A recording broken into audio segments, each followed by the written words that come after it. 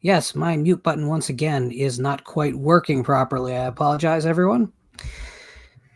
I am joined today by a familiar face to everyone out there in chat land, someone who I think we've all been following for years, my personal favorite member of the former Sausage Factory, Mr. Jay the Stingray. How you doing, Jay? Doing good, man. Thanks for having me. Okay, like is the Stingray you have here in the corner? Absolutely. We spare no expense. That's a matter of knowing how to use the eraser icon on paint.net. It's pretty exciting. I've mastered such technology in my ages. Yeah, I've noticed. Pretty impressive stuff. Yeah, you know what I did? I went through the site and I just found every question mark with a circle around it and tapped it to figure out what everything did. And I'm sure I only can do about half of what I should on this, but so far I'm pretty happy. Yeah, it looks good. Well, thank you. So I want to say thank you to everyone for sticking with me over the last couple weeks too. If you're as exhausted as I am, I have a lot to be thankful that you're still with me, because tonight is an absolute joy for me, because there was no need to do a lot of research or to go out there and get through gatekeepers or anything like that, which you don't realize is out there until you go through it, and then you realize how difficult. Also, the idea of when my mute button is working properly, not having empty air is a little bit different. I mean, I'm thankful we'll have a conversation tonight and it won't be so much an interview, because interviews are tough when people give you 2-word answers to questions you really thought they'd speak a paragraph on. Good. That makes me feel better. Yeah, this is just a regular conversation, just two guys talking. And we'll avoid religion and politics, so we'll keep it civil in here. Sounds good to me. So the first question is, what do you think of Trump? No, I'm kidding. So what's up, man? Have you seen any good movies? Oh man, I've been watching some stuff. Really not been too busy lately, but watched In the Mouth of Madness last night with my kids. That was their first time to watch it. So how do you feel about that film? Not in the context of later Carpenter, just how do you feel about that film? Because, well, go ahead and tell me, then I'll tell you why I asked it that way. Well, I know it's a lot of people, have mixed opinions on it, and it's always been one that I've loved. It's one of my favorite Carpenters. It's one that I always, try to champion. I have quite a few tattoos from that film. I'm a big fan. Let's just say it that way. I think for later Carpenter, it is definitely a high point. Yeah. But the thing is, I think if it wasn't Carpenter, I probably wouldn't have as much of a good impression of it as I do. Mm-hmm. It's one of those movies that was right on that cusp of the post-'80s, early '90s, where things still looked really filmic, if you know what I mean. Mm-hmm. Everything had a really film quality to it. And then film started to look like television, at least to me, in a lot of cases. And this was the first time Carpenter kind of looked like television to me. They Live looked like television, but that was part of the intent of the movie. Mm-hmm. This was more incidental that it did. And I remember that being a big shift in my mind.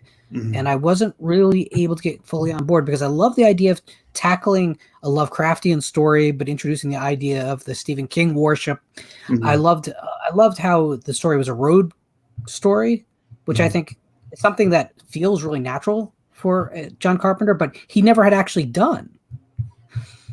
But for me, all the pieces just don't quite come together like early Carpenter. Mm-hmm. Yeah, we're gonna watch one of the other whatever his Armageddon trilogy or whatever he calls it. One of the other ones, probably Prince of Darkness. We're going to watch tonight. And I've never really considered those a trilogy, in myself when I watch them, but I'm trying to do that this time. Well, it's kind of like Fulci's Gates of Hell trilogy. Right. It's very loose thematic trilogy. Carpenter is one of those creators that, like most of his generation, with only a few exclusions, the obvious one being, Cronenberg. When the budget started to dry up and the opportunities got less, they kind of got sidelined, and you could see it in the work. There's no question by the time of Ghost of Mars or The Ward that you almost wish those films wouldn't be around to taint the legacy, even though, look, it's not for me to say you shouldn't have been working. But it feels like work, and his early movies just don't feel like work. It feels like he came in and created something. It was like art. Well, I mean, give me, Ghost of Mars any day over like The Card Player or some shit, That's probably fair. The latter period Argento is really challenging. But I mean, you have to realize if you converted, those budgets would have been less than $1 million films in US money that Argento was making. And they do look way more expensive than the money he had, even at their lowest point. And he was always endlessly ambitious. Like Phantom of the Opera, he did not have the money to make. Even Mother of Tears, he did not have the money to make. Just getting those films to the point where they were, a feature length running is something that most American directors would never even take on. I think it might be good that Carpenter stepped away. Yeah. I think so. If we were going to get more of the same, then yeah, totally. I mean, part of me wishes he would come back out and make a great movie, but what are the chances of that happening? Yeah. I mean, it's kind of like, for me, Tobe Hooper was one of those guys that I always gave the chance to get. And besides Toolbox Murders and some of Crocodile, I don't think he ever had a late period film that really managed to be much. No, I'm trying to think of one. No, it's none that I really care for either. I mean, it's from Mangler on, you have to really, really be in a mood for a guilty pleasure at best. And can we talk about that phrase? Because I know that a lot of people hate that phrase. I like it a lot. Because people think, well, if I like something, I don't feel guilty about watching it. But the problem is, I could be spending my time watching a legitimately good film. And that's, I think, what I mean when I use it. It's like, I know when I'm going in to watch something that's going to be, trashy or sleazy, what I'm going to get out of it. So it is guilty in that respect. Not that I'm like up at night worrying about what I've done. Right. Well, it's like you're acknowledging that it's not the best thing in the world, but you like it, That's kind of the... And that's always going to be where the interesting conversations lie, because is there any interesting conversation really to be had about One Flew Over the Cuckoo's Nest? It's a stone cold classic. What else can be said? I mean, it takes something with some flaws in order to be interesting enough to even really care about. Like, I love The Shining. And on a technical level, it's probably a perfect film. But it does a bunch of things that no other film would be allowed to do. Not explaining how Jack gets out of the freezer would not be acceptable for any other artist at any other time. But I think that's what makes the film discussable and interesting. Whereas 2001 is almost another one of those films like, I have nothing to say about 2001. Yeah. It's good. Yeah. The Shining is one of those that I've always really liked, and it's a beautiful film, shot, wonderfully and everything. It's just not something I'm going to go reaching to watch very often anymore, just because I've seen it so much, Yeah, I always say that there's a point where I start worrying that I'll start liking the films less, just because what used to be surprising or interesting is now rote. So I get to the point where I don't like to watch some of my favorites too often either. We already are starting to have like a lot of questions in the chat for you. Oh, cool. which is actually a little bit unusual. On my channel, it usually takes a while for the chat to get rolling, and then at the end, they won't let me go. So, okay, yeah, I pulled it up here. Okay. So DJ Donnelly, who was here half hour early, and I chastised him for not getting popcorn and a drink, wants to know how we both got into horror. I think I've told this story, so go ahead, and I'll just do a real brief version of mine. I mean, it's nothing that special, man. It's just always been my thing. I've always been into horror, like since a young child. You know, always picking up I'll find the creepiest golden book there is, you know, like the one about vampires or some shit. And, you know, it's just always been my thing. My older brother kind of, you know, fed that because he's like 10 years older than me. So he would always rent me the cool stuff and show me stuff. And, you know, a little bit later would actually get me into the films, well before I was of age. So I credit a lot of it to him. That's awesome. And my sister played a role for me in the writing side. I've told that story just recently, so I'm not going to retell that. But I'll tell a slightly different story, which I've told in part, which is we used to watch ABC used to premiere a lot of horror films as their Friday night movie.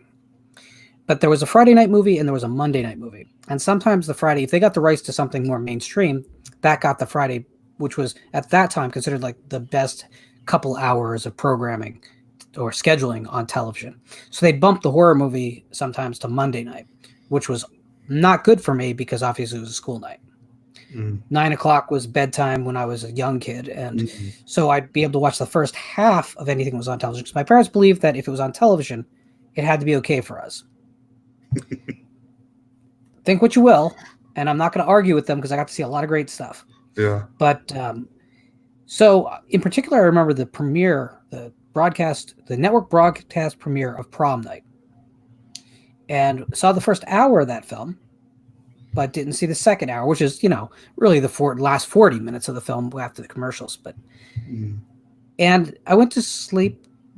I never had a problem. I never was one of those kids that stayed up, couldn't sleep because of horror movies, and that's why I was allowed to do it. Anyway, the next day it was raining out, and my mother did something very unusual. I mean, normally, no matter what was happening outside, we waited at the bus stop.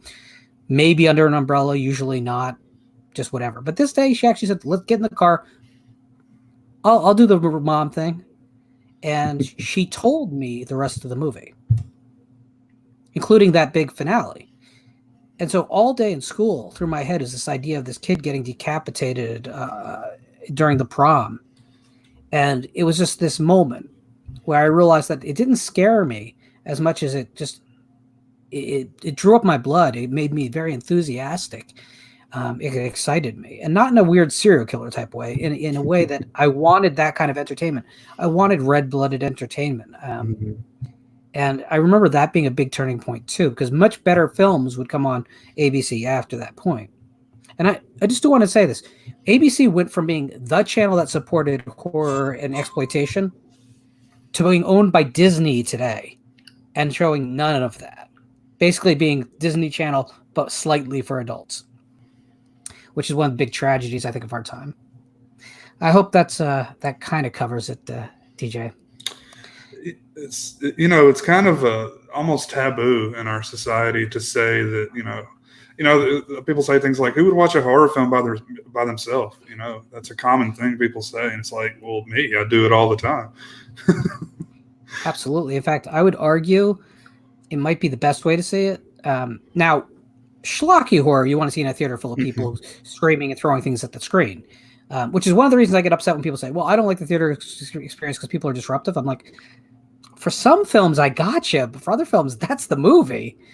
Can you imagine people being completely respectful of Rocky Horror? I mean, yeah, it would never have been a cult. But you can't take that one too seriously anyway. No, but I would argue that you shouldn't be taking The Nun too seriously either, right? No, that's a movie that people need to throw some popcorn at the damn screen. Let's just avoid that one at all costs. It's bad. That's bad. So our friend Christian asks, Jay, what are your dogs' names and how much can the big one eat? I'd like you to give a fake answer to this question. Okay, it's Bert and Ernie. And he eats a lot, quite a bit. A lot of dog parts.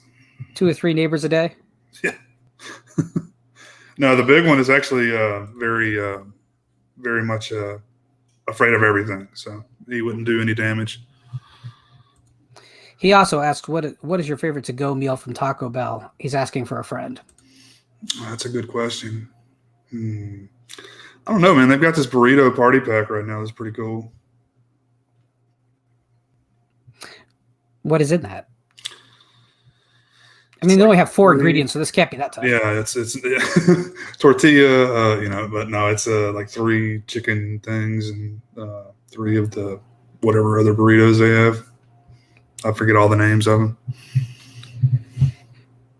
Al from Russia asks, did you like Inferno? I guess he's talking about the Argento film. Yeah, I would assume. I do. I do like it okay. I've got some problems with it, but it's been a while since I've seen it. I think it's worth revisiting when you have the patience for it, because it has pacing issues, no question about it, and it splinters off in some really weird directions. The Central Park scene is like just out of control, and it belongs in a different movie. In fact, I want that movie as its own spinoff. But it's a really interesting film because Argento went from Suspiria, which I think doesn't have much story but has a tight narrative, to a film that was so incredibly loose.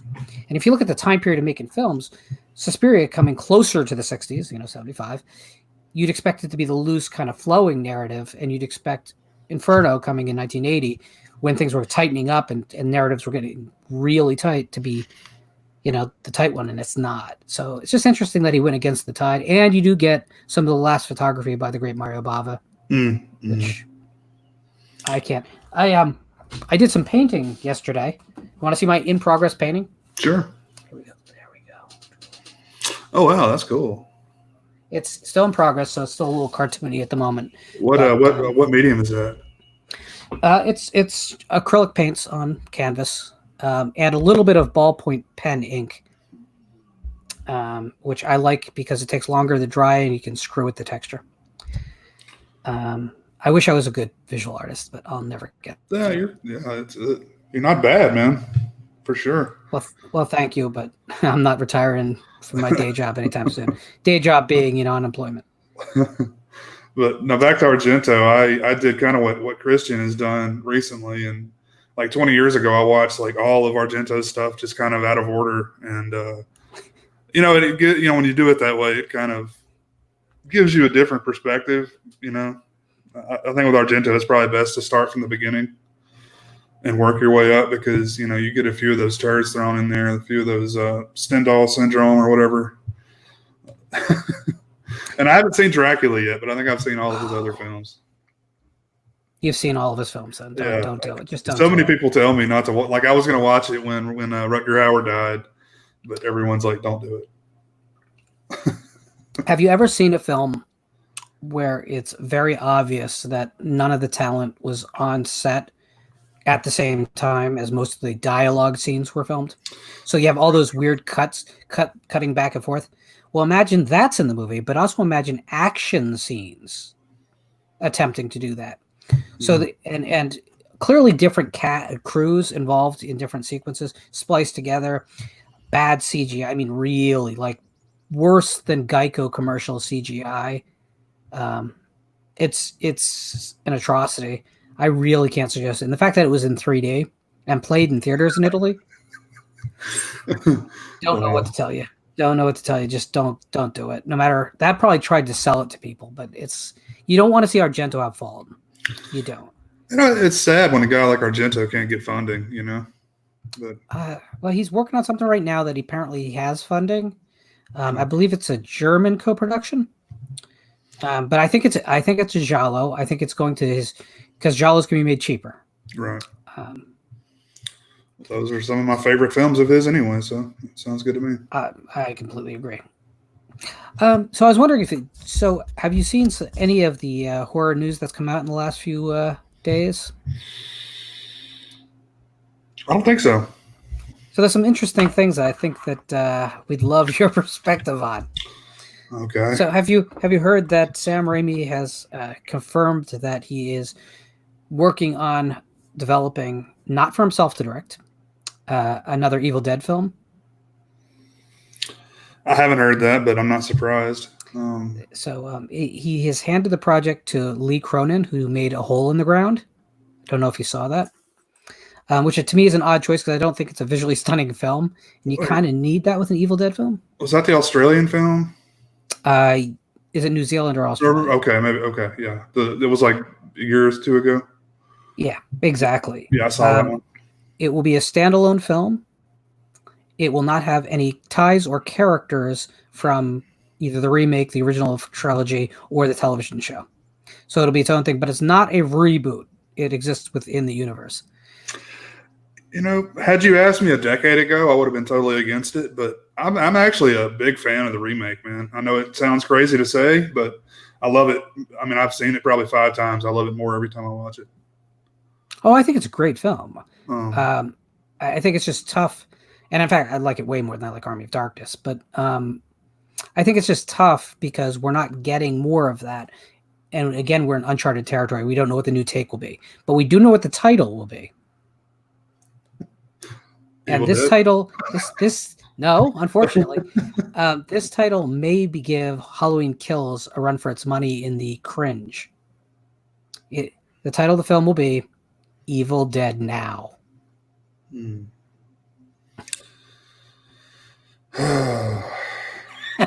Okay. So this is really my segue to say, like, can you get yourself excited over any of these old properties anymore? No. I mean, especially when Raimi's not going to direct it, and no. I mean, I'll watch it, but I'm not going to be excited about it. And that's kind of where I am. I mean, you also were another Regal Club customer. Yeah, rest in peace. I guess. But so you got used to being able to kind of risk-free see films too. But it's, to me, it's just, I don't know who they think who the customer is for these films, or who the audience is, because haven't they learned their lesson by now? I mean, how many really successful remakes have there really been? That's a great question, man. It's you would think they would have learned by now. It's remarkable.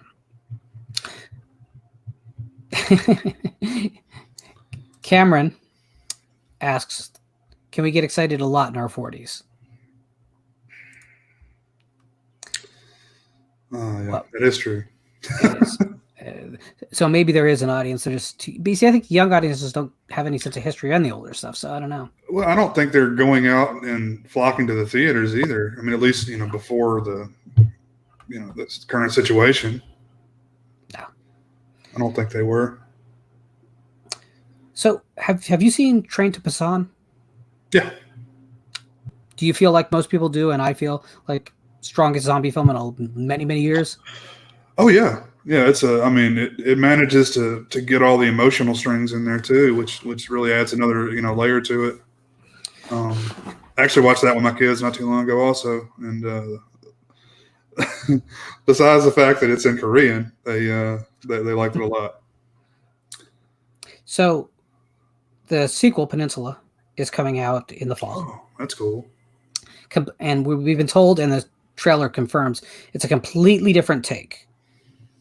It's not going to be the same type of movie. It just takes place in that universe. It looks a lot more action oriented. But what has happened is that the original producers of the first film have taken footage shot during the sequel and inserted it into Train to Busan, the original film, for its re-release in a couple weeks. So now this obviously has happened before. It happened with Halloween for its television version when its sequel was being made. How do you feel about that? I guess it depends on how the second film turns out. I don't know. Kind of mixed on it, just because I don't know. That the first film's kind of long already, isn't it? Like 2.5 hours long or something like that already. It's 2 at least, yeah. Which, I mean, that is kind of one sticking point for me sometimes. But I guess it depends on how they do it. If it turns out well, I'll probably say something different.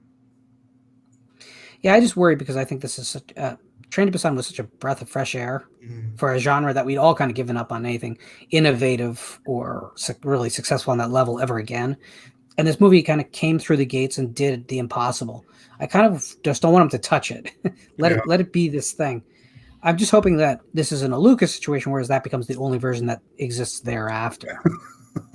Yeah, that would be unfortunate. Yeah. Of course, the difference is enough copies exist out there that it'll survive, unlike, the VHS quality only Star Wars experience that we have now. Yeah. Guillermo del Toro also this week he was talking to a website called The Mickey, and he talked about how the decline in physical media is affecting what can get greenlit and what doesn't. And he was talking about Hellboy. And Hellboy actually lost money, the original film. But the sequel got greenlit because it did so well on home video. And not as a rental, like as a sell-through format, it did really, really well. And to give people perspective, this is before the Marvel explosion. So you can't just say, oh, it was a comic book movie. Of course it did well on video. That at this time, like Blade was out, but there really wasn't that much to support it. And they greenlit the sequel. Now, they ended up losing money on the sequel too, and then rebooted it and lost even more money. So who knows where Hollywood's head is at. But his whole point is that the value of a film shouldn't be decided by a weekend. But in reality, the only safety net for that is a thriving physical home video market. And without that there, what won't we get? Well, that's interesting because, they've been doing this, whatever they're calling it, during the pandemic, releasing things straight to streaming and, for like $20, $15 for a rental. And, that film, Trolls, whatever, Hard Rock Trolls or whatever it's called, Trolls World Tour, it made like $100 million like that. And it's still probably making money like that. So I wonder, you see, it's tough to tell in a vacuum. And we were very much in a vacuum during the pandemic quarantine, because is it families that were stuck at home with their kids and that $20 was like, yeah, whatever, $20 keeps them quiet? Absolutely. And for a family, it's not a big deal. But if for that single person or even that couple, when you're talking about the price of going to the movie and having a night out, sitting on your couch, I'm not sure we'll have it always be an option like that. I think in the case of something like the Trolls, when everyone's at home with their kids, that's going to be successful. What do you think? Do you think it's I guess it's what the future is going to be, so we have to get used to it. And to your point, again, you know how into Indian genre film I am. Most of those films do not receive physical releases anymore. Mm-hmm. In Japan, which has been, the bastion of home video releases, it's practically dead. So is there a lot of bootlegging going on, like in Bollywood and stuff? So here's the thing. It's happening, but not the way you think. It's not physical discs that are being bootlegged. People are they're bootlegging streams online and loading them to DVRs. Okay. So it's bypassing the whole, blanket with a bunch of DVD-Rs on a street corner, which I used to enjoy quite a bit in Manhattan. Mm-hmm. And then I'll say this. The bootleg version that was on the street of Freddy vs. Jason is the best way to watch that movie because it has all the crowd noise from a Harlem showing on it. Oh. And that is a movie that should be best experienced with a really rambunctious crowd screaming things at the screen. At one point in that movie, you can't hear a thing that's happening on screen, and you do not care because you can't. The reason you can't hear is because everything on screen is loud, but you're laughing louder. It's the best. And I think that's legitimate. If somewhere out there that film got a reaction that was that strong, then it's not my favorite film. But that reminds me. I've been inspired by you to do a new series on my channel. I'm going to go back and revisit a lot of these films that I, in my mind, don't like. So I watched Alien 3 the other day. Oh, now you made me nervous. I watched Alien 3, and I'll save my opinions for the video. But I watched the extended version, whichever one that is. The assembly. I've got the whole big box set on Blu-ray, but this was just something that was on HBO. It just said extended cut. It was like an extra 45 minutes added on, so I assume that's what it was. But it had the entire Golic arc with him in the furnace. Yeah, it was what I remember the assembly version being, or the assembly cut. And I'm gonna watch Jason X again. I'm gonna watch Alien Covenant again. I know that's I don't know how you felt about that one, but I like Alien Covenant quite a lot. It rushes through its third act, and I wish that the studio had said, "It's okay, Ridley, make a 3-hour movie." I've shit on that movie enough in this lifetime to never talk about it again. So I'm gonna watch it again, and hopefully I'll get some enjoyment out of it. Well, that's the other thing is, like, I'm completely comfortable with people having very different opinions than me. I'm never going to try and convince you you're wrong about how you feel. I just will always defend how I feel vigorously. I was just thinking about it. I was like, hell, I'll go back and rewatch these, and see if I change my opinion. Plus, it'll give me some content. It's hard for me to get excited about content on my channel. I don't know. I get like really excited about an idea, and then I just lose interest and don't ever go anywhere with it. So we're gonna walk away from news articles and the chat for a second. You and I are just gonna have a heart-to-heart here. Okay. When I said that you were my favorite member of the Sausage Factory, that's not bullshit. And well, you know why? You said that. Okay. Awesome. No, absolutely. Do you know why that's? I've said it before too. Do you know why that is? Not at all. I think there's if you watch old episodes before me and with me and whatever, the one commonality is there's always someone in every episode that seems to dominate that episode. Mm-hmm. And I've been guilty of that. Sometimes intentionally, sometimes not. You've never been that guy. But you come with dignity, and when you land a joke, you land it hard. And it just seems like you manage to be entertaining without being the loud guy. And that's always something that I've been always in awe of, because I can't do that. Believe me, if I'm still for a second, I lose everyone. So I got to stay in motion. You have this ability to be still and be captivating. And that's, I think, amazing. And I think that show needs more of that when we return. Whereas everyone gets their turn, everyone gets their say, but no more monopolizing. I mean, sometimes, listen, if it's a Fulci episode and we go over every film, then we get to a point where there's a problem. But there's too many episodes where I feel like even I was too vocal and I needed to step the hell back. And I want to hear more from you, but I love the fact that you are reserved and you're not the hype man. You can't have 7 hype men in a room. You have to have one bass player who can really keep the songs together. I like that analogy. That's what I get paid for, sir. Whoa, where'd I go? I still hear you. Yeah, that's interesting. So we're going to see if I can do something a little bit different. That's me in horrible quality until I can figure out the problem. You got a backup. Cool. I do have a backup. It might be better to not have the backup, though, because that quality is really bad. I don't know, it's almost like an Instagram filter. Yeah, can you monopolize the conversation for a moment, just as I said you don't do, while I adjust? Vanderhoff 66. My YouTube channel is just Jay the Stingray,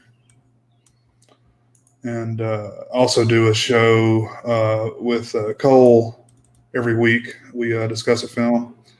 It's actually this week we're actually going to be doing the John Carpenter Apocalypse trilogy. That's why I'm watching those films right now. So that should be interesting for our 100th episode. And let's see. A reply to Christian asked earlier.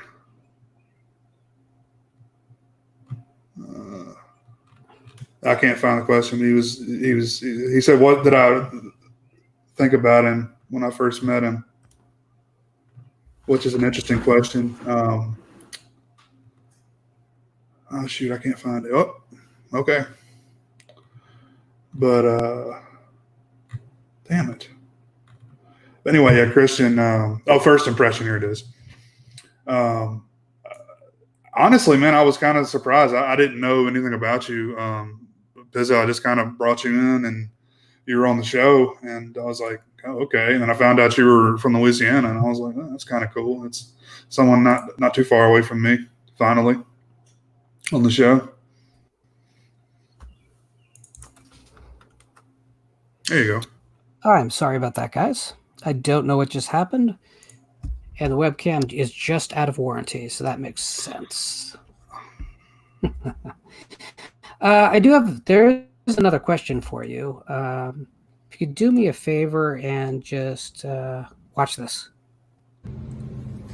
What's up, Jay the Stingray? Christian Hannah Horror here. You know, I was just on my way to Walmart to get a bunch of mop buckets and potato skins, and it had me thinking, when you film your videos in your studio, A, how close do you like the shirtless guy to be behind you? And B, how many moles do you prefer they have on their back? And what video game are they playing? Thanks for all the love and support. Let's keep Harold behind me. And Harold, one unique thing about him is he is covered with moles. And he's always playing like Fortnite or some shit. I don't know, some dumb game. No, if you aren't aware, that's kind of an inside joke from Christian's channel. Just hit up Christian and ask him to explain it to you. I think that would be good. Or if Heartbreaker comes into the chat, let him answer. Does he normally come in here? He hasn't recently. I think I insulted him. Either again, maybe partially intentionally, partially unintentionally, but he says he's going to be on our trivia night, and I haven't announced that yet. But I guess I just did. So next Monday in 1 week, we're going to have a trivia contest game show on this channel. There is still a few spots open for it. So if anyone in the chat really wants to be on and get embarrassed in trivia, then just hit me up on Twitter. You need to follow me and then send me a message. I'm not going to take any like, hey, I want to do it in the chat here. Got to come over to Twitter and let me know, and we'll see if we can fit you in. There's only 3 spots left. I will say that everyone needs to brush up on their 70s, 80s, because that's primarily where the questions are coming from. I'm not going to be unfair and do the stuff only I would know. I will not be playing as a contestant. I will be emceeing the night. But Jay will be back, right, Jay? I hope so. That's right. I've constructed these really complex rules for the show too. You're gonna love it. Yeah, I've been wanting to do something like that for a while, man. That's cool that you're finally doing it. Yeah, I think it's gonna be a fun night, and I think there'll be a lot of laughs. And ultimately, since there is no prize for winning, no one will win. So you talked about Alien Covenant, and actually in my notes, one of the things this week is that Ridley Scott has reaffirmed to the LA Times that he wants to finish his prequel trilogy and that there's talks with Disney about doing it. What do you think? You think Ridley Scott will live long enough to do another film? He's also contracted to at least produce and perhaps direct 3 Merlin films for Disney. So he's got a decade of work in front of him no matter what. I don't know. I like Prometheus when it's not in the Alien universe, but I don't know, man. I'll get into it. The whole thing about Alien Covenant that pisses me off the most is that he was almost like what people didn't like about Prometheus. He was like, okay, well, fuck you. Now it's going into the Alien, canon. Now it's going to be in the Alien world. And hell, we'll throw Blade Runner in there too, Like I just don't get all that. I think I appreciated that he wanted to go somewhere smart with the series. And I think the theology behind both Prometheus and Covenant is pretty strong. But I think the problem with it is that the container for both films, which is kind of this 30s pulp science fiction story doesn't really match the material as well as we all would like it to.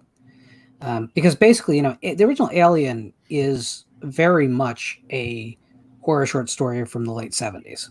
Mm-hmm. I'm going to not talk about aliens because I don't want to piss off the chat again. But they're very like the original is very literate in its own way. And then he wanted to go back to that. Well, the problem is you got to choose material that's up to that level. And there was just too much stuff that I felt was it was the wrong container. It was the wrong vehicle for the story he wanted to tell. That said, I think those films are endlessly ambitious and get shit on for some pretty dumb reasons sometimes. Mm-hmm. People are like, oh, well, the scientist is playing coochie-coo with the alien snake monster. And it's like, yeah, but it's a scientist finding an alien life form that's never been discovered before. Yeah. He's not going to run in terror. You can say what you want, but he would probably try and capture the thing with what he had. I mean, that's pretty much what would happen. You can argue that the writing of the scene is not good, but people tend to shit on it for reasons I just don't get. And the whole they're running in the path of the spaceship that's falling. I don't think people understand the scale of that. Like, there's no way to get out of that. It doesn't matter which way you run. You're just going to be flattened. So I think, oh, well, wait a second. Jamie, I don't know if this is justifiable. Here we go. Jamie says, I am of the controversial opinion that Alien Resurrection is entertaining and fun. I enjoy it. Any thoughts? I think, Jamie, I really like you as a person, Jamie, but don't try my patience. Now, Alien 3, Alien 4, its problem is it's just such a goofy film. Mm-hmm. And it's a series that everyone knows my take. I like it to be dark. I like it to be grim. And it's just, it didn't want to be that, and it's not that. It's probably good on its own level, but I watch it so rarely just because of the goofy stuff. I'm trying to think of the director's name, but I'm a big fan of his, and I like his style, and it really comes off in that film. But I don't know how much of it is studio interference or what. It's hard to tell. With the horror stories from Alien 3, who knows, man? If David Fincher had been able to do what he wanted to, Alien 3 may have been a classic. Which to some it is a classic. But well, I would never say it's better than the original. I think that's no. That's a ridiculous statement. But I don't think any Alien film lives up to the original. And I think people who have handpicked their it's equal but different argument aren't really being critical of the film they're watching. They just aren't. The original Alien is a stone cold classic. It's one of those films that it's hard to find a flaw in it. It really is. It's pretty perfect. But the Alien franchise is one that does fall into my lifelong of, in general, I want these things to end. We can create another space monster with a different story and a different set of skills and a different set of weaknesses. We can tell new stories, and I think that's just healthier. But I will say it would kind of suck to end on the cliffhanger that Alien Covenant does end on.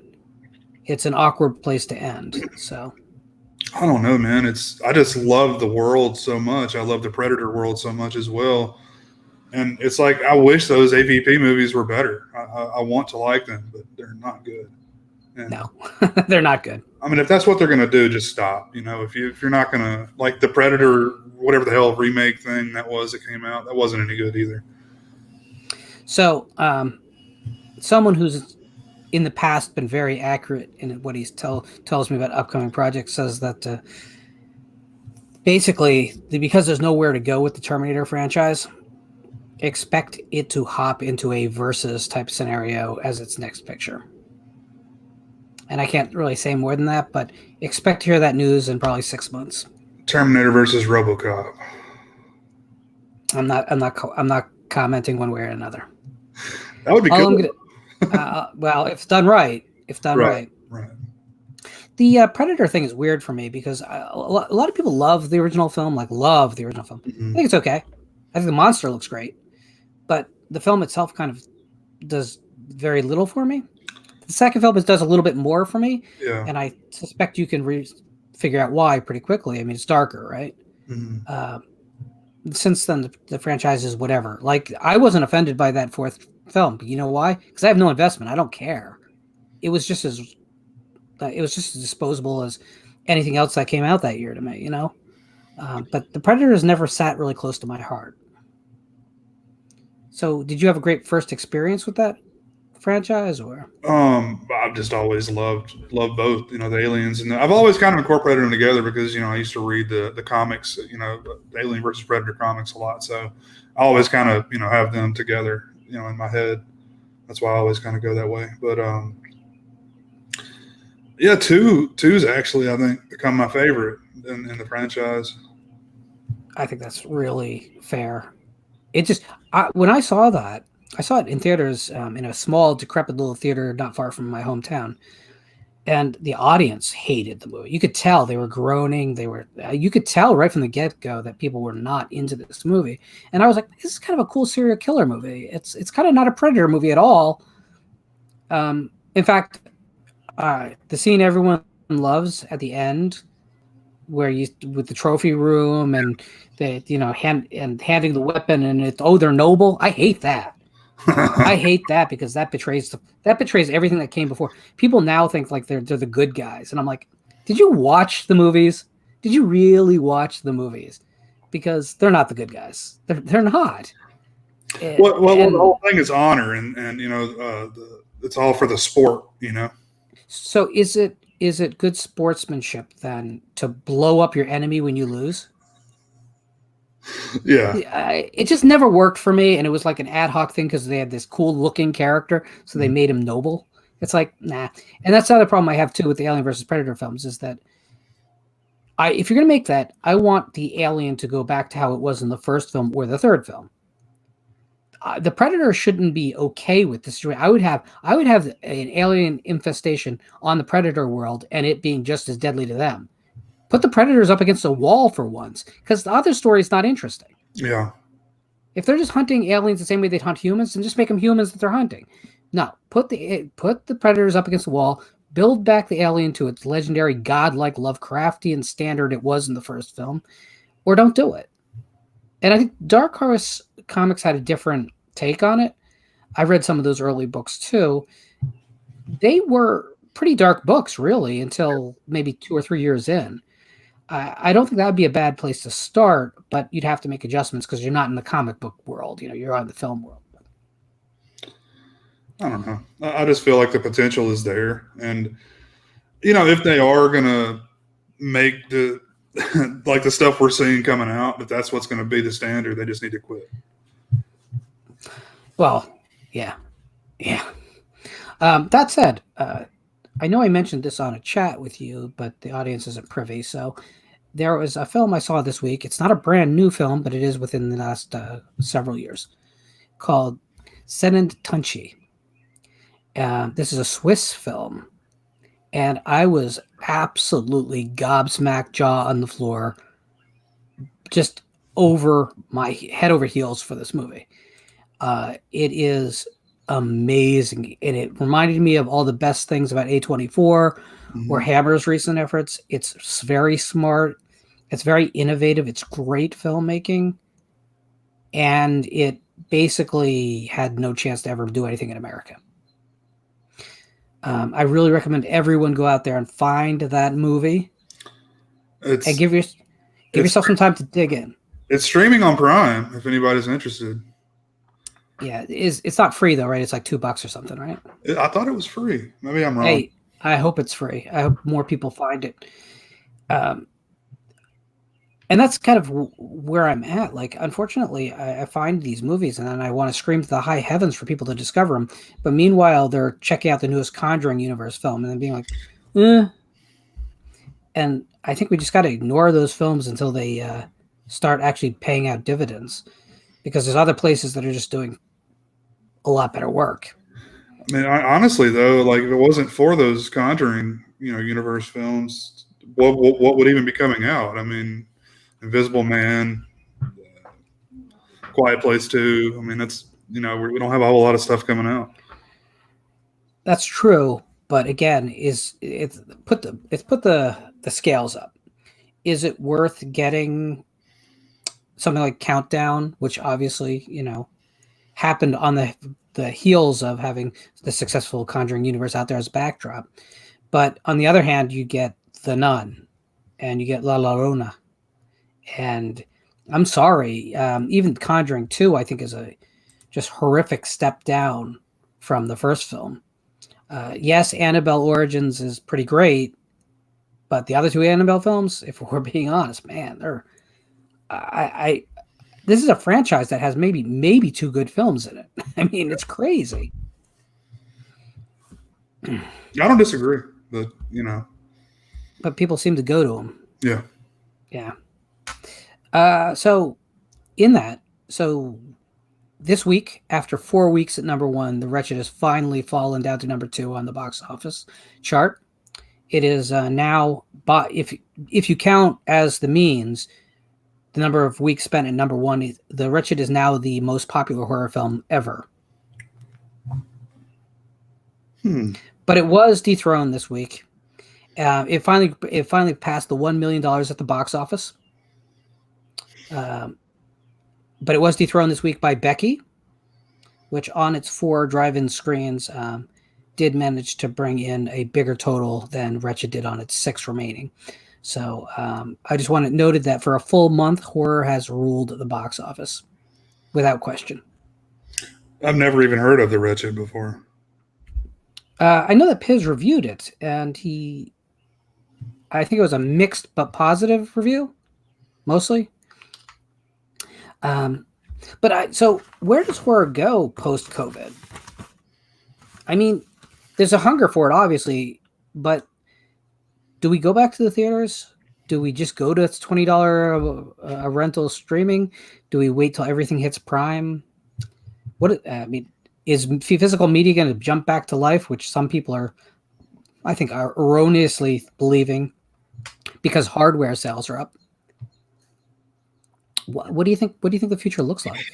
I don't have any idea, man. I mean, a year ago we all would have said, it's eventually going to go all, the physical media is going to go to a more, collector's market, and streaming is going to be the way to go. But I don't know. I just don't know.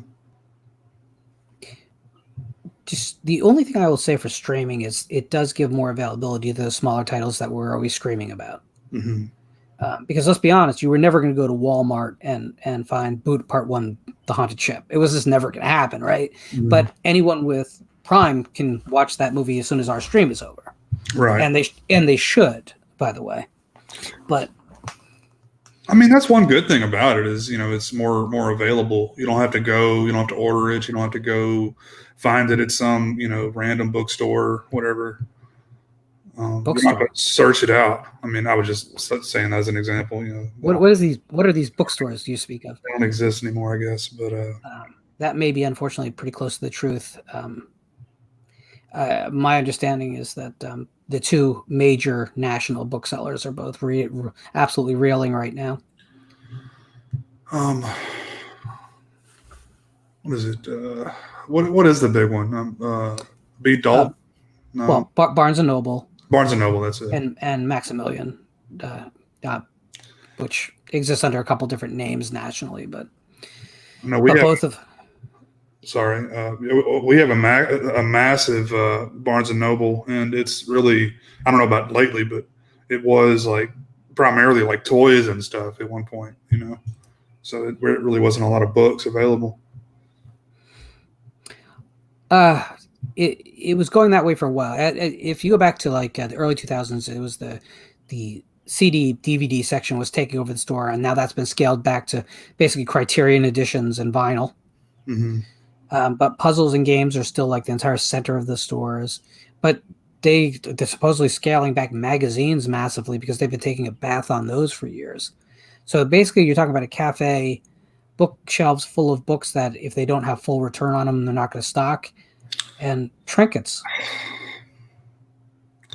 So is it just a place to hang out now? Is that all it is? Like a place to go and drink coffee and chat? Yeah, but again, increasingly the millennials and after don't really want those places. what we're doing right now, Jay, is very much close to what they want to do, except I think both of us are doing it on a PC, which makes us dinosaurs.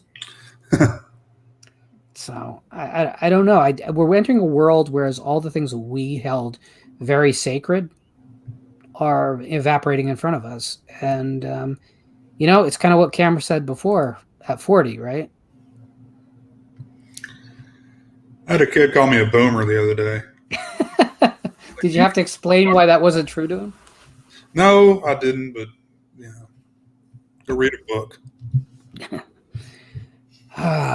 Yeah, I wish they'd read a book, but it's not going to happen. It is funny though, like talk about physical media. Like my pre-order of The Strange Vice of Mrs. Ward, the great Martino Giallo, it came this week, and they included all kinds of special things with it. There was a photo comic book. There was a ton of stuff with it. And it's a great film, although it's existed in so many different versions that a lot of different opinions exist, I think, because of the different versions. But I was thinking back, and I was thinking of what I paid for the pre-order and how much I'll actually watch it. And it probably wasn't a good investment, even though I love the film. So am I part of the problem? Because I make that mathematics in my head. Like, if it's going to be $30 and I watch it once every 5 years, does that make any sense? I don't know. I guess it depends.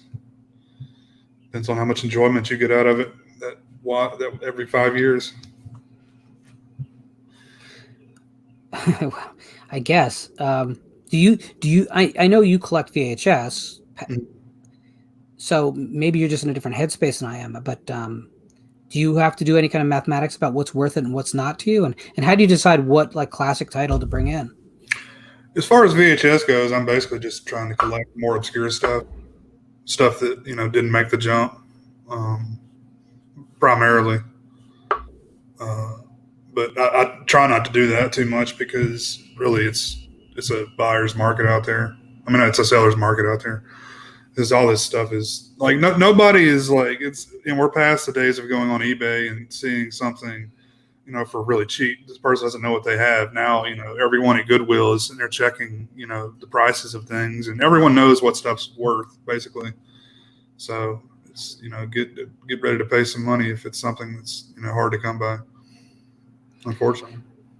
Yeah. Absolutely. And it's kind of one of the reasons why I went through a buying binge for the last couple months of trying to collect everything from the 30s that I didn't already own on a digital format. And I was shocked because it was like looking at titles that I know there's a very narrow market for, but they're not exactly obscure. Mm-hmm. And sitting there saying, well, do I really want to pay $20 for this title? I mean, it would seem like it wasn't that many years ago when those titles would fall out of the sky at prices that were reasonable. But not now. I can tell you, not now at all. I don't know. Wow. So we might as well go there. DJ Donnelly's asking Piswell, when you saw the ending of Friday 5 for the first time, did it piss you off that it was Roy and not Jason? What was your experience, Jay? I was confused, man. I was like, what did I just watch? And I think I had to rewatch it to figure out, exactly what was going on. And I didn't like it, myself. But I'm not the biggest fan of that film. I know a lot of people like it a lot. I'm not going to bash it or anything, but it's not my favorite Friday. No, I just mentioned this because a lot of people go through it a million times. The reveal of the killer is just not my problem with that movie. Yeah. It's everything else, really. I mean, the killer is kind of lame too. I'll be honest, but no, I see. If it was called something else, if that film was called The Barnyard Murders or The Insane, cracked out kids get offed, I think I'd be one of those films that I watch every once a decade and be like, yeah, that's a fun little diversion, whatever, and I wouldn't think about it for another 10 years.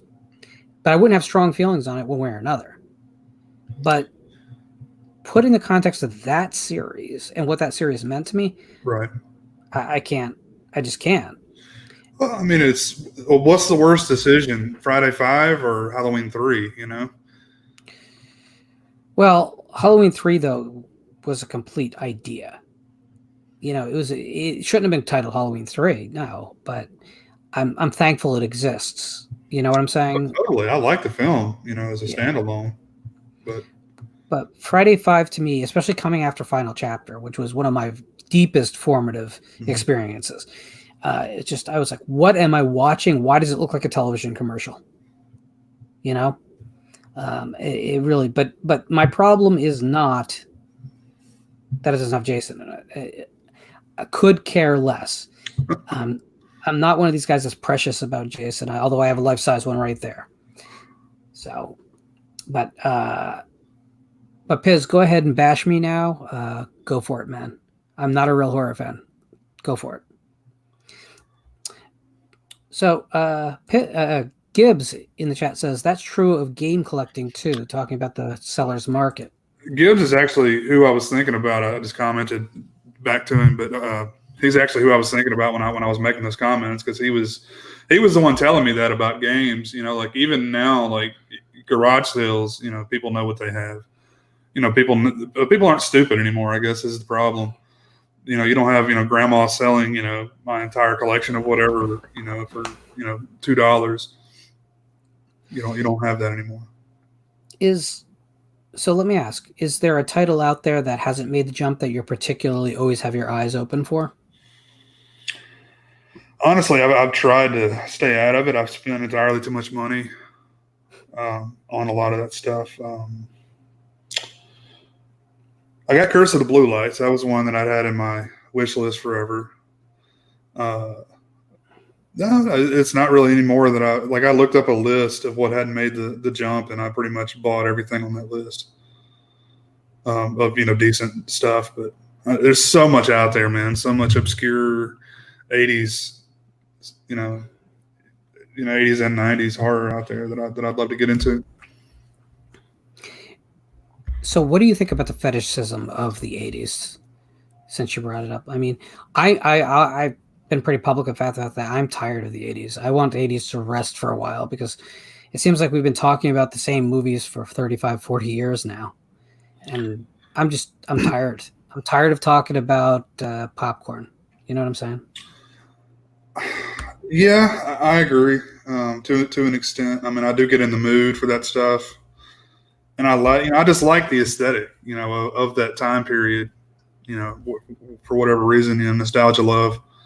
But, like Bizza watched Neon Maniacs the other day on his channel, and I just had, such a great time watching that, cheesy, 80s flick. Really puts me in a good, headspace. So Christian says, since I'm a Freddy's guy, what is your favorite nightmare film?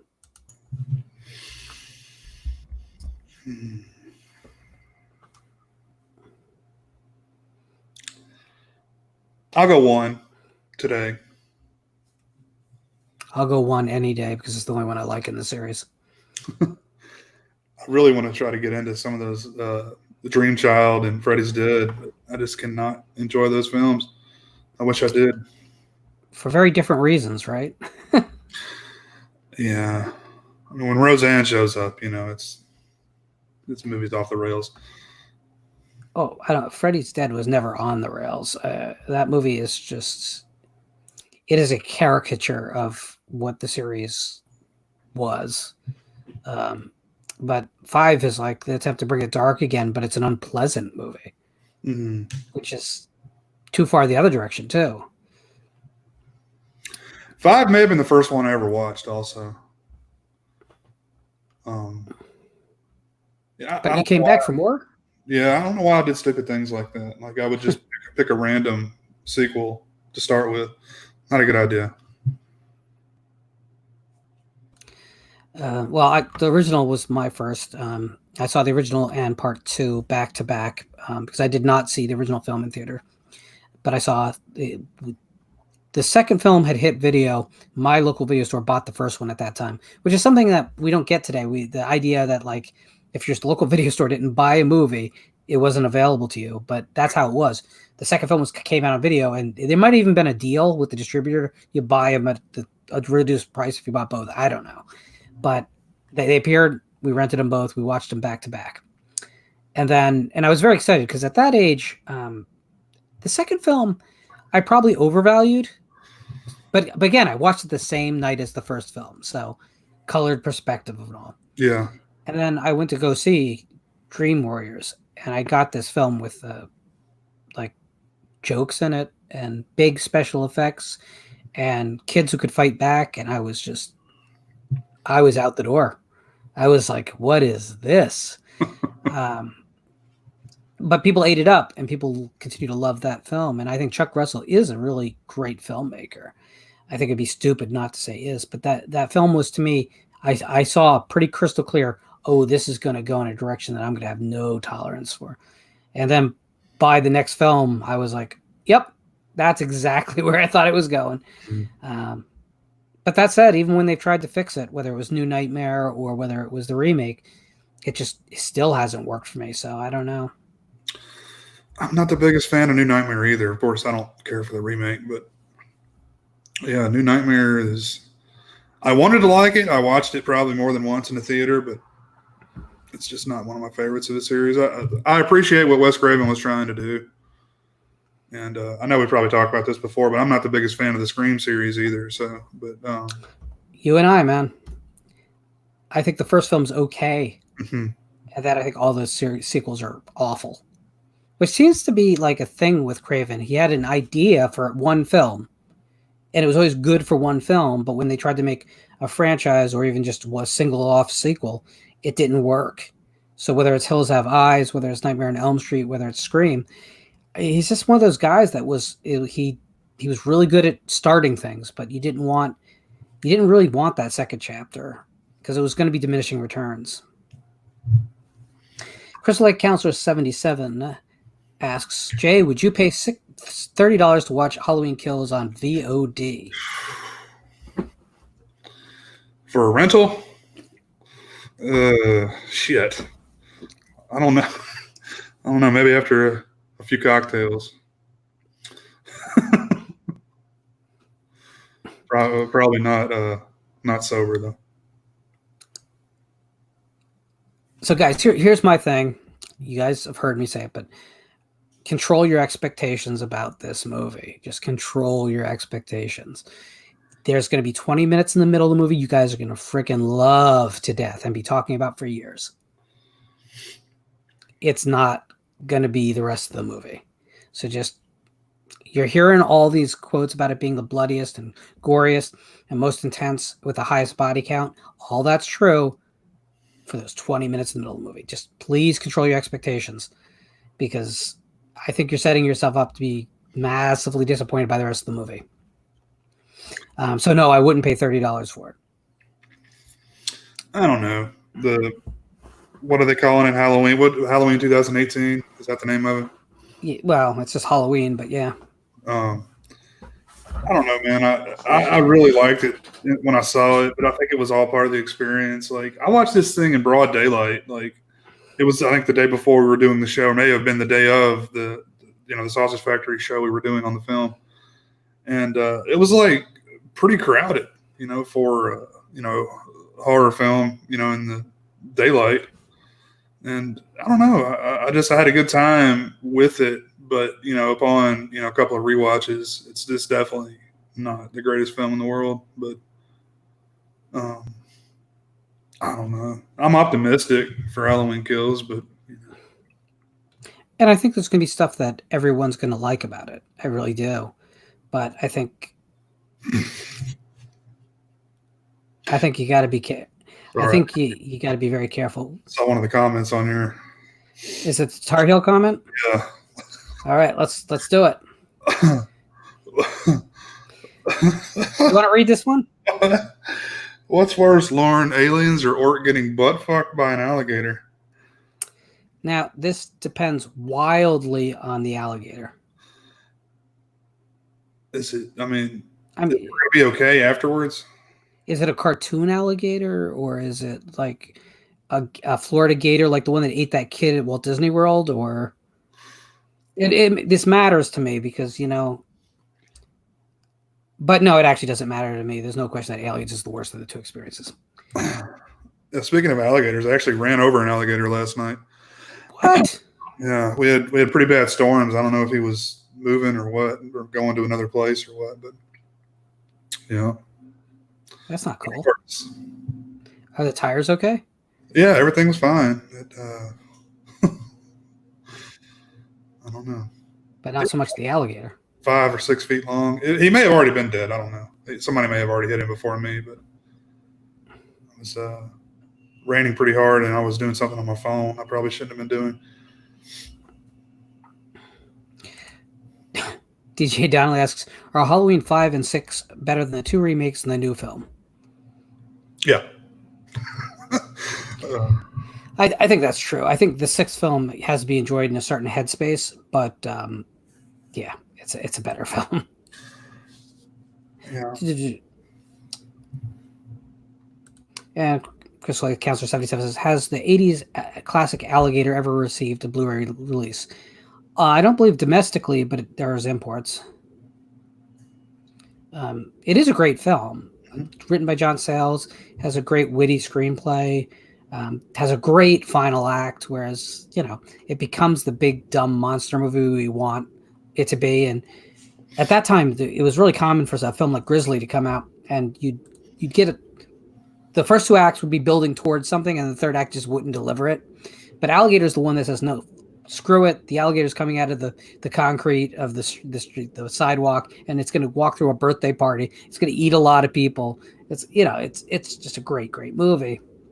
I'll always remember Terror in the Isles featuring as much of Alligator as it could. Terror in the Isles was really important to my youth too, because there wasn't availability to all those movies, and it was like a checklist. I watched, or a friend of mine and I watched a couple of weeks ago, something similar, but it was hosted by, is it John Carradine, the dad of like Keith and David? Yeah. Yeah, he was, man, it was really cool. It was like just a bunch of exploitation stuff that they were doing. It was kind of an odd choice that he was hosting, but it was basically these like, shit like 60s, 70s films that they would cut out, the cool like 2 or 3 minutes of gore and boobs and stuff in the middle. And that was pretty much it. But it was so messed up because he was, riddled with like rheumatoid arthritis, and his hands would be in the shot like this, and his knuckles, just horribly disfigured fingers, man. It was so distracting. It's like, man, can y'all crop that out or something? Because it's hard for me to focus. Yeah, and that onset with him really early in life. So if you go back and you watch even the films from the late 40s, early 50s, you can already see that he's basically has claws. Mm-hmm. And it only got worse and worse. It's funny. I love the classic stars so much, but they all got a raw deal, like without a single exception. Yeah. It's amazing how the people we think back and we go, these people were so valuable, but during their careers, like once they weren't the draw, they were just thrust aside. Yeah. And we got to do better than that with our current batch. So, like, I might not be a fan of the Nightmare on Elm Street series, but Robert Englund needs to be treated like the star he is. Mm-hmm. And when he's forced to work below his pay grade, we gotta find a way to get him better work. We gotta, if he gets an opportunity, support that and make it known. With social media out there, make it known. Like, hey, the best thing about that movie was Robert Englund. He should be in better movies. Or your Kane Hodders or whoever. Some people have worked and oddly women seems to have survived slightly better. Barbara Steele continued to work for way past what most women who came up during, the AIP hammer years, even though she wasn't properly either. Pit and the Pendulum, of course, but it's weird. Like a lot of the older stars just are not allowed to really shine. Even Vincent Price making Dead Heat at the end of his career. Should that be his cap? Could we have maybe celebrated that man? Maybe. I don't know. It pisses me off like you wouldn't believe. And we're going to do it again, so we don't learn. This is just the nature of that industry, man. I think you're right. Okay, go, Jay. TJ Donnelly asks, Maximum Overdrive sequel ideas. Go for it. Anything they want to do is cool with me. Give Stephen King some Oxycontin and some cocaine and let him go, man. I think the next one needs to be from the machine's point of view and about the oppressive humans, and they need to take the streets with placards and signs, and then at night loot all the human businesses. I see what you're going for, but that's actually not a bad idea. Rush's asked me, but this is for both of us. What do you think of It Follows? I don't think I've ever heard your opinion of that film. So I went to go see it in theaters, and I have two controversial opinions about it. First of all, I got to say, I think it's better that the film's out there, and I think it does a lot of things right. But it does two things that really annoy me. A, it doesn't have to follow its own rules. And the second thing is, God damn it, stop with thinking you're so clever by you having a synth soundtrack. If your whole selling point is the music, then you're doing something wrong. And you take that music out of that movie, it's not half the movie it is. A lot of it is a guy or a woman walking slowly in the background. I think there's a great idea for a film there, and there's certain scenes that are just awesome. But the whole pool thing at the end is idiotic. Mm. And the idea that, okay, this girl's going to swim out to a boat with the two fishermen and have sex with them to survive, but then it doesn't work. The movie's just kind of bizarre in that it was so regimented, but then it's so nonsensical. Well, let me ask you this. What was it even intentional that it was not set in a specific time period? I mean, and then that girl has that weird compact makeup thing or whatever it is that she's like pushing buttons on. Yeah. It's weird because the movie feels like 88 or so, but then it can't be. It kind of has the Texas Chainsaw 3D problem, whereas the character ages don't match up to the settings seemingly. But in the case of Texas Chainsaw 3D, I just look and say, I'd rather have this film than not. It Follows as a complex thing. I would never buy it and own it because I won't revisit it. But again, I'm glad it's out there. I'm glad it has a lot of fans because I would rather see a small independent film with an idea be popular than some big nonsense Conjuring universe, endless reboot, recycle sequel. That said, it's not particularly a favorite. Is the director of that film, he went to do Underneath Silver Lake, right? Yeah. Yeah, I think so. I can't remember his name, but I believe that's what he did next. That's kind of why I was interested in that film, but didn't really care for it. Can you read that comment? It Follows was from some third world country. They'd be licking it all over. little so, rat from Pizza. I'm going to take that as the opportunity to discuss Jail Lincoln. I watched both this and its sequel today, actually, and they're from Indonesia. And both films have an incredible ability to start off kind of mundane and normal and then make choices that really throw you. And you're like, oh, wait, I've never seen a film go there or do that. The first film ends so messy that you're like, oh, my God, did they forget about this thing or this thing? But then like there's all these little moments at the end that let you know that they are fully aware that they're leaving this movie really, really messy. And then the sequel picks up all those threads and works them all. It's so cool. And I'm just reminded that, we're looking at a world where we are seeing things in America come out that are just kind of the same themes, the same ideas. Hey, what about an idea about a shark movie? But here the shark's in an underground mine. Really? That's what we're dealing with. That's where America is right now. And the shark's blind. Oh, the sharks are blind, but it doesn't even matter because that's not how sharks hunt their prey. I'll be honest, man. That as stupid as that movie is, I would think about it all the time. Do you? Yeah. It's just because that one girl's ass, right? Well, that doesn't hurt, but it's just it was so many red herrings, there at the end. Like you kept thinking it was going to be over. I will say the scene after they get out of the cave at the very end with the glass bottom boat, I loved. Yeah. And it was the only thing I loved about that movie. And but that it's just, it feels like we're constantly taken advantage of and disrespected. We feel like we're like minority voters, and there's one party that always gets our vote. That's how I feel about the horror genre. It's like they just, oh, don't worry, they'll show up. So we don't even have to try. We don't have to do anything original or innovative. They'll show up. And I'm really tired of being abused like that. That's why I look overseas, and that's why I look all over like independent foreign productions. But I'll be honest with you, I don't want it to be this way. I want it to be a lot easier for me to get my fill.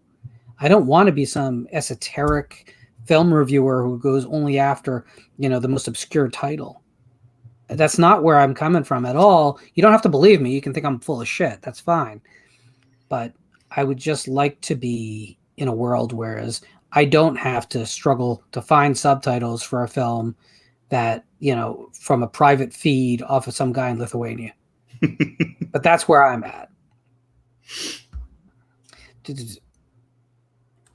Big Crack Rock says African action movies are the best. Are you talking about Who Killed Captain Alex? Because if you are, I completely agree, sir. I love Who Killed Captain Alex. Have you seen it, sir? I think I probably have. It's not very high production quality, right? Oh, production quality? Yeah, I think I've seen at least parts of it. My God! If anyone out in the chat has not seen Who Killed Captain Alex or does not know what it is, just buy the Blu-ray. It's about Blu-ray. I have the Blu-ray. It's Agfa put it out. It's about the quality of a YouTube stream from, I don't know, 98. But you need to own this movie because you will not stop crying from laughter the whole way through. It is amazing. There's something called the Tiger Mafia in the film, which is a terrorist organization, maybe. They are my new favorite terrorist group. Definitely.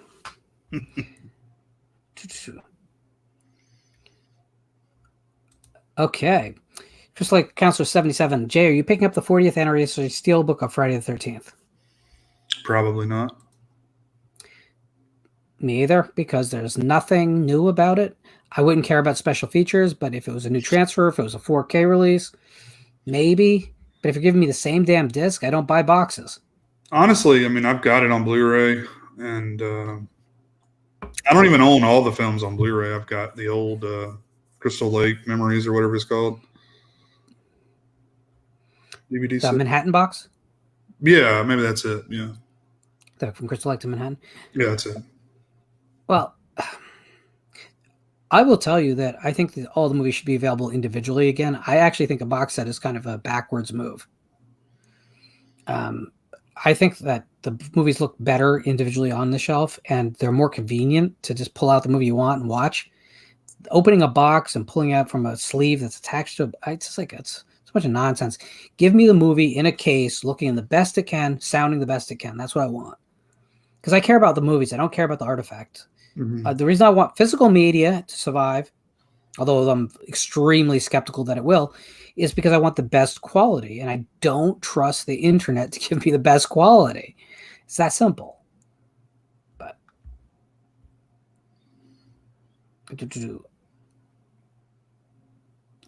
DJ Donnelly is repeating his question to Piswell. So I think that needs to be addressed, don't you? Sure. Come on, Piz. Wake up, man.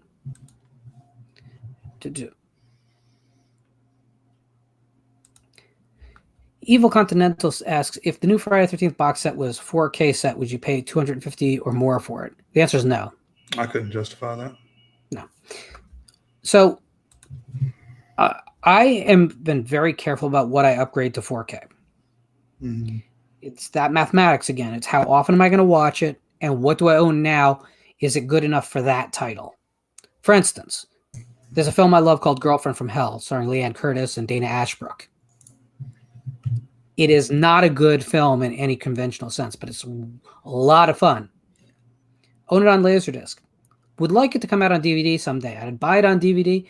You know what? I'd even buy it on Blu-ray. I would never buy that film on 4K. It's pointless. I would never buy the thing on 4K because looking at the Blu-ray copy, I'm starting to get pretty anxious that those special effects are starting to look pretty rubbery, and I like it better when I can't tell. So, maybe DVD was the sweet spot for that movie. 4K probably is going to do that film some disservice. So I think there's something to be said for buying the film on the right format for you. Not for me. It's not going to be consensus. The problem I have with a Friday box set is this. The price has to make sense because there's basically 5 titles in that set that I'll watch a lot, and the rest I'll watch occasionally.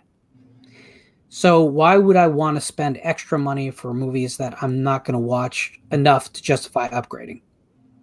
Just how it is. I haven't made the jump to 4K yet, so I'm still on the fence.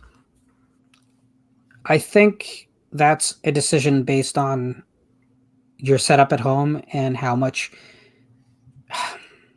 I don't even know, because to be honest with you, I think the format will be dead soon. That's what I'm worried about. That's why I haven't done it yet.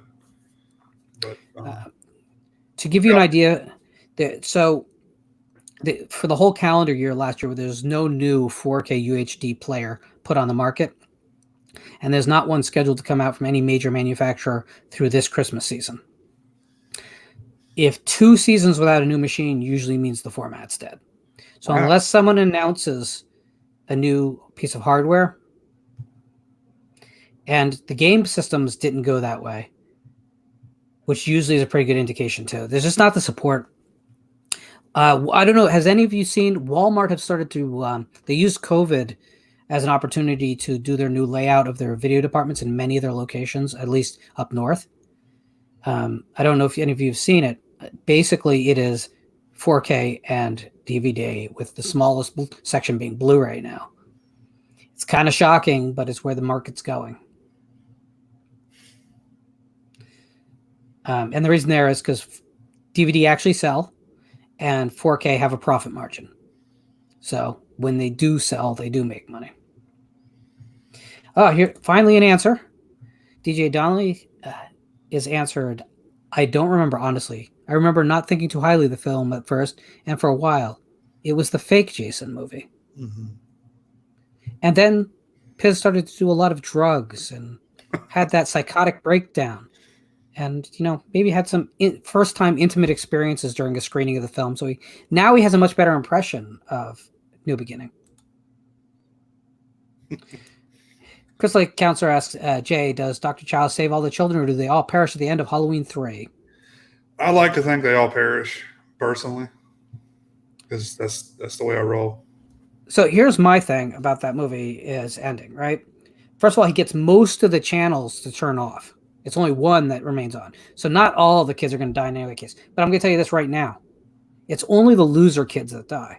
Because if you are watching television on Halloween night as a kid, you're doing something very, very wrong, sir.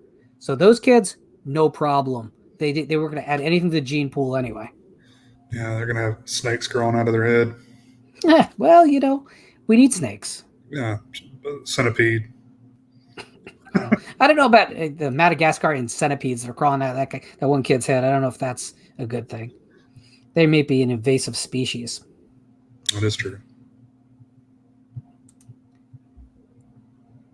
Russia's Asher says, that's what makes us great. The ability to look back at what we once decided was shit and to take our word, back our word. That ability is what makes us great people.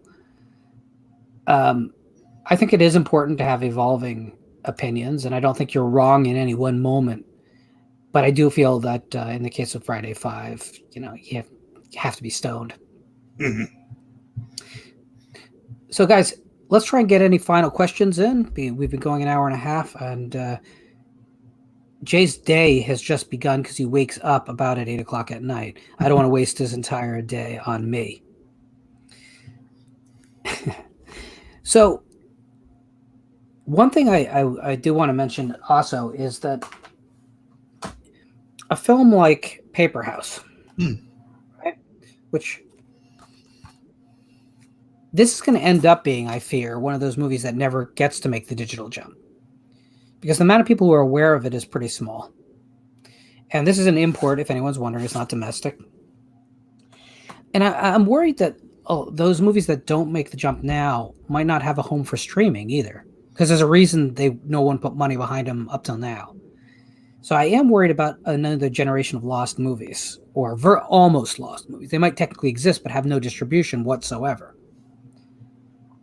What do we do in a world where there's no longer tape traders to keep these films alive on a sub-market? What does that look like? VHS rips on the internet. But as PCs become less and less ordinary and most people do everything they need on their phones, will that even exist? Good question. It's a crazy thing, right? Because you and I are having... My gut says, no, we can't lose all these movies. But you know what? I bet they said that around 1948 as well. We're not going to lose all the silent films. They're sitting in a vault somewhere. Yeah. Newsflash. They weren't. They weren't, because nitrate film is dangerous. So as the rights holders started to die off, that shit was going in landfills, whereas it was starting fires in landfills. But no one cares about that. You know, I've heard that, when nitrate film's actually stored correctly, it's not as volatile as they made it out to be. Well, you know, the famous fire that took London After Midnight from us was not started by nitrate film. Oh, is that right? People love to tell that story. No, it was faulty electrical work. They were building a cooling unit for a side vault. It was for record storage and original tape masters. It wasn't for the films. And that's what started the fire. So you may very well be right. I have heard of people setting nitrate film on fire to show how violently it burns once it starts, though. What's the alternative? I mean, what's the newer version? Is it celluloid or whatever they call it? Well, safety. Well, it's all technically, I guess, celluloid, but it's safety film is basically a plastic. Won't that shit burn too? I mean, if you put a match to it, I mean, hey, anything will burn if you put enough heat to it. But no, the problem was that the way the solution on the film was finished, it was flammable. Mm-hmm. To the point where if you look at real old footage of films going through projectors, if you look above the film itself, you'll notice there's actually some smoke there. Mm-hmm. It wasn't exactly the ventilation used to be a big problem in projection booths. Yeah, because people would like pass out, and it was from the fumes. People used to die for this art. Yeah. It gets hot up there. I mean, I was around, before the switch to digital and everything. So it was, I don't know, lost art. It's kind of, I kind of don't appreciate it when there's not as much involved, I like the click clack of the projector. I like the fact that, sometimes problems happen, I don't know. It's just. Well, how do you feel about what's going on in China and Japan right now, and in India as well, mostly Asia, whereas basically they're building new screens that are just giant LCD screens. They're televisions. People are walking to theaters and looking at a giant television screen. There's no projection at all. How do you feel about that? I'm fine with it. I mean, if that's the alternative, if that's the only option, I mean, I'm sure it looks decent.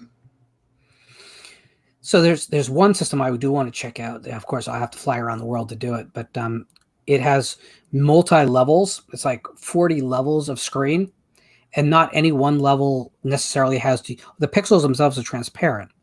So it gives a 3D effect without wearing any kind of glasses and is impervious to viewpoint. So if you got the worst seat in the house, you'll still have a almost perfect 3D effect. Wow. Nothing will pop, but the depth is there. Yeah. But of course, films have to be mastered for that format. Oh, right. Borderline 11 asks, thoughts on Twice Dead? Trying to remember what film that is. It's familiar. I may not have ever seen it. If I'm remembering correctly, it was in that wave of horror show and shocker, like Guy Executed comes back. But I remember nothing from it. I remember the video cover clearly with the guy with the noose coming, I think, through a television screen or something. I don't believe I've seen it. Did I describe the cover accurately? Um, Or am I could be wrong. let's see. We know it was a joke, guys. Oh yeah, you did. You did. See that? I know I probably rented it back in the day, but no. Huh. So the real joke is when we all join Piz's Patreon at the $10 tier and we all force him to watch that movie in perpetuity. That will be the only film he ever watches again. Which one? Twice Dead. Okay.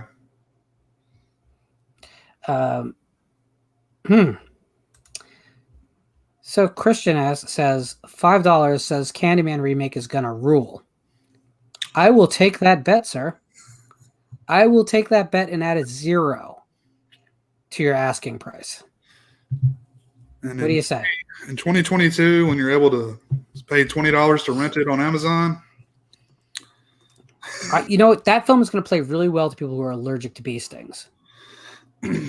That's who that movie's going to play well to. Those people are going to be like, I don't want to get stung by a bee. I used to just go into heart palpitations, but I don't want to get possessed and turn into Candyman. No sirree. you just gain more respect for Tony Todd for actually having a bunch of bees in his mouth. I mean, that's pretty cool, man. I mean, not a lot of people would do something like that for a film. Well, today they'd be all CGI bees. You'd be fine. Like the Nicolas Cage bees were CGI, weren't they? Probably. Oh, man. That's a good scene. All right. So, Jay, do you have anything else you need to tell people? No, I don't think so. Thanks for having me on here. It's been a lot of fun. Yeah, it was a great chill night. Again, it's a pleasure to just be able to talk and not have to for constantly to notes and to. So I don't have a video bumper for Thursday's show prepared, guys, because I am lazy. But I will be joined on Thursday at 8:00 by Andrew from Hey, Isn't That Devon Graham? And we'll be talking some horror genre nonsense as well. I want to thank everyone for joining us tonight, and again for joining me all month. To be honest with you, because when I started this series, I think a lot of people figured I'd do 2 of them and bail. So I'll stick with it as long as you guys stick with it, and I do appreciate you getting the word out because it is hard to grow a channel. You would think it's a lot easier, but if you stick with me, I promise I'll continue to try and push the envelope. And I'll make sure that you're part of this community and what you're interested in can be discussed too, not just what, I or Jay or anyone else thinks is important. This is really about taking the ownership back from those big websites and having the genre hear our voices. So, all right. So, Jay, any final words? No, thanks a lot, man. Looking forward to checking out your future stuff. Me too. Have a good one. Bye.